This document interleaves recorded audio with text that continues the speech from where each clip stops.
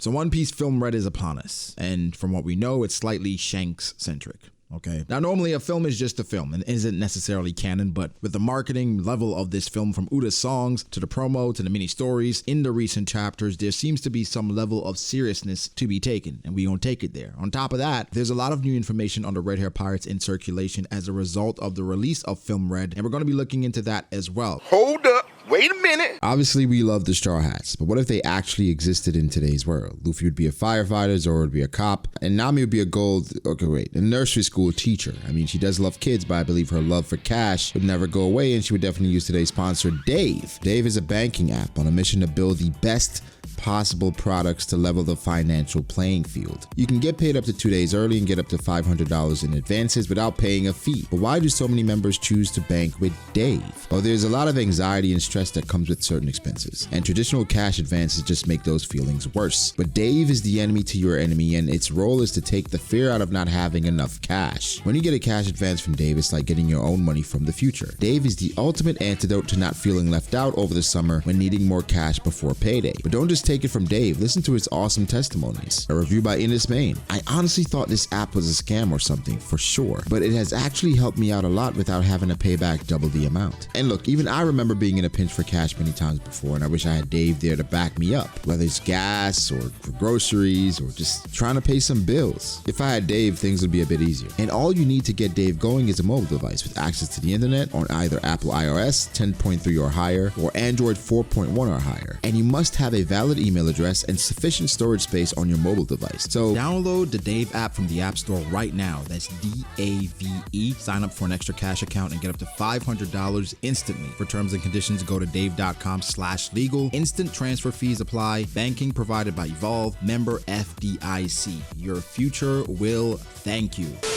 So in the wake of Film Red, I decided to break down everything we know about Shanks and the Red Hair Pirates, because there's a lot of new information about the characters in regards to future sight, weapons, attacks that you probably don't even know. So without further ado, let's get into everything you should know, or all the new information about the Red Hair Pirates. Okay, so Shanks, in my opinion, was always destined to shape the world, right? Being an apprentice aboard the Pirate King ship is definitely nothing to sneeze at, but it goes a little bit deeper. We've seen Shanks with the Gorosei. We don't know anything about his parents or where he comes from, which leads to a lot of speculation about his lineage and him being a descendant of the Celestial Dragons. And with the information that's been circulating about Raj and Rayleigh having found a 1-year-old Shanks in a treasure chest during the God Valley incident, these theories seem to be gaining more validity. But hang on, because apparently, according to the Gorosei, Shanks' last name is Fearland, which is supposedly translates to Furland or Ferrand. Now, Ferrand is a city in France that happens to hold the statue of Vercingetorix, which funnily enough was sculpted by the same man who sculpted the Statue of Liberty. Now, we've talked before about real-world inspirations and foreshadowing, so take it with a grain of salt, but I definitely think something is amiss. Him being a member of the Fairland family, that all points to Shanks probably being a celestial dragon. Does this mean this is why people are scared of Shanks? Is this why Shanks could have a meeting with the Gorosei with no issue? Is this why they trust Shanks? Is this why we question Shanks' loyalty or Shanks' motives? Because he knows he's a CD? How does this tie into God Valley? What is the impact of it? This, I think, is staggering and just jaw-dropping information, which basically almost confirms that Shanks is indeed a celestial dragon. I mentioned in my previous Shanks video that I will speculate about something here, and Shanks having red hair being a member of the Fairland family, is it possible that Shanks has been infused with Lunarian genes? And also, because he uses a burning sword, could he just be half Lunarian? Of course, Lunarians have a very distinct look, but the Fairland family, they took over for the Lunarians back in the day. Okay, cut. Upon listening to this again, I realize this is super speculation. We don't even know the Fairland family are celestial dragons. I mean, they were in God Valley. God Valley is specifically where the celestial dragons were. That's why rocks went there. So 2 + 2 is 4. That's quick maths.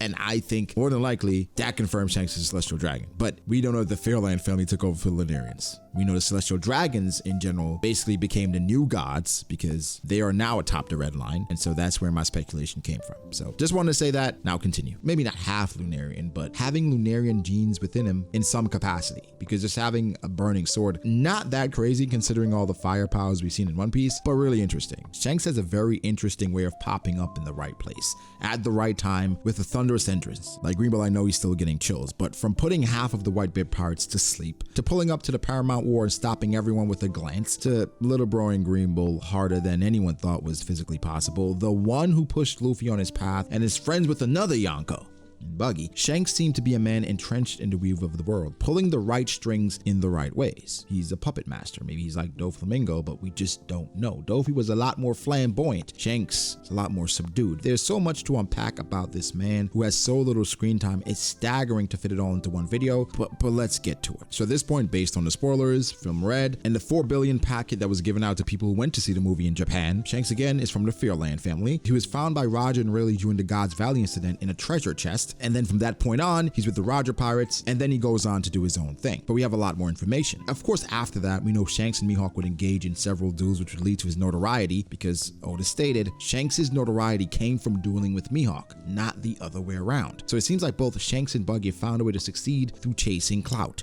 Okay, joking, but then of course, Shanks would come to arrive at Dawn Island and meet and in some ways mold our main character Luffy. But it doesn't just end there for Shanks, because Shanks, over time, he has continuously hit that sub button. Bro, I promise you, right? Red hair, red sub button, he does his thing. Make sure to look down and assure you are subscribed. If you are, hit that like button. But seriously, over time, he has become an absolute monster when it comes to hockey, as we recently saw in 1055. To my dismay, of course, me liking the Admirals, I'm still in shock, but that level of conquerors was definitely something we've never seen until that point. I firmly believe that Shanks has completely and utterly mastered Conqueror's hockey. He seems to have an affinity for it. Also, a quick side note, apparently in Romance Dawn, Shanks had a 1,000,000,004 berry bounty, okay? Insane. So when we met Shanks, his bounty was 1,000,000,004 already. So he was already around Katakuri's bounty when he was introduced. But the hockey discussion doesn't just end there. Shanks is dubbed the color of observation hockey killer, cited to be able to cut off future sight by cutting off or controlling their breathing, okay? So I'm not sure if Shanks is in Demon Slayer or he's in Black Clover with anti-hockey. It is insane. But when we think about the fact that he has someone like Yasopp on his crew, and we speculated based off of Usopp that he had insane observation hockey, and much more on Yasopp and his observation hockey a bit later, because that's a major one. But with this feat, you start to speculate, and we could speculate that Shanks is combining observation hockey with Supreme Conqueror's hockey. The breathing thing, I have no idea. The thing I chalked it up to was fear, and him overwhelming his opponent, scaring them and having them flustered so they can't use future sight. And as One Piece has gone on, Oda has somewhat continued to push forth the narrative that you can stack different powers together, like for Luffy using his final attack that was stacked with so many different variations of hockey. If Shanks can stack Conqueror's hockey with observation hockey, I'm not sure, infuse it with armament, that would be insane. One of my theories was that Greenbow was so afraid because Shanks could attack from wherever he is. Scary as hell, but bruh, it's Shanks. So from where I'm sitting, Shanks definitely has final boss stats. And we know now from Oda himself, Shanks has plans of his own for this new era. Ominous. But Shanks is definitely a red herring and he'll be the good guy. I'm sure of it. Now, let's move on and talk about all we know about Shanks' crew. And this part is going to be tough because we know so little about them, but we found out some really interesting stuff from this movie. So first, Ben Beckman. He's the first mate and seems to take on a supportive role while playing the strong and silent type. While we don't know too much about Ben, but according to the new info, it seems like he can infuse his bullets with hockey and cause them to penetrate anybody's body. That's pretty interesting, and we'll definitely see how that plays out. I would hope the bullets will be able to penetrate. But next up, we have the Watermelon Man himself, Lucky Roo. I mean, look at him. You can't tell me his design isn't based off of a watermelon, right? There's just no convincing me. We haven't really been graced with seeing Lucky Roo fight other than the first chapter, first episode, where he blew that guy's head off, but we find out a few things about him. He's always eating, and it goes in line with his character, which makes perfect sense because he's the Red Hair Pirate's cook. But apparently, according to the new information, he attacks similar to a bowling ball.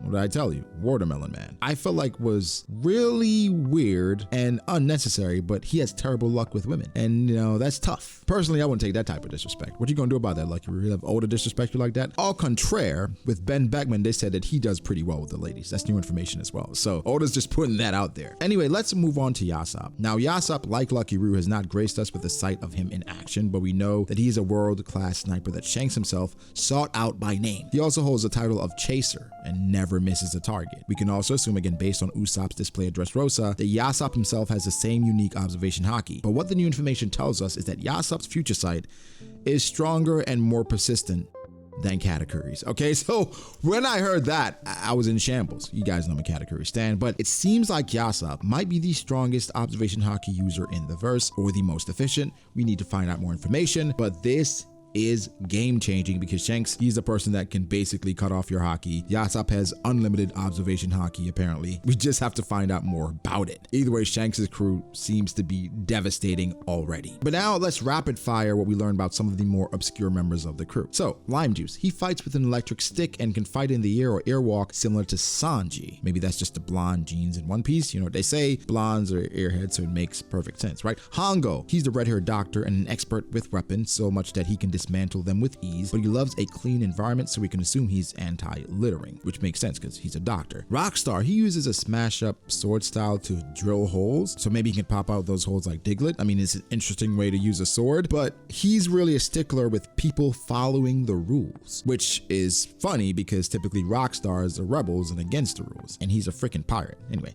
Howling Gab, he fights with a cutting howl, so his name is just how he fights. But he seems like the type that wouldn't think too hard about a name or really anything. Building Snake, interesting name there. He's a navigator and he fights with acrobatic juggling and he uses two swords, so two sword style, Odin, and powerful kicks. It seems like a lot of the Red pirates are biting Sanji's and Zoro's styles. But lastly, probably the most interesting and lesser known members are Monster and Bonk Punch. So Monster, he's the monkey, but aggressively fights fodder, while Bonk Punch charges up and, I quote, a very strong punch. It sounds a lot like Elizabello, but I really can't wait to see it in action. And again, with Shanks' crew, everything we're finding out, these guys, they're devastating, okay? And also, none of them are said to be devil fruit users. So Shanks, as we suspected, has an entire crew with no devil fruit users. So the last thing we're going to talk about and leave off with this, which is we don't know too much about Shanks' territory other than he's headed back there to deal with Bartolomeo. And it seems like Luffy at the end of chapter 1056 has chosen to follow the route that, surprise, surprise, leads to Shanks' territory. So hopefully we won't have to wait too long to see it if the rumors are true. Any new information that comes out, I'll let you guys know. But so far, these are all the new things that we've learned about the Red Hair Pirates.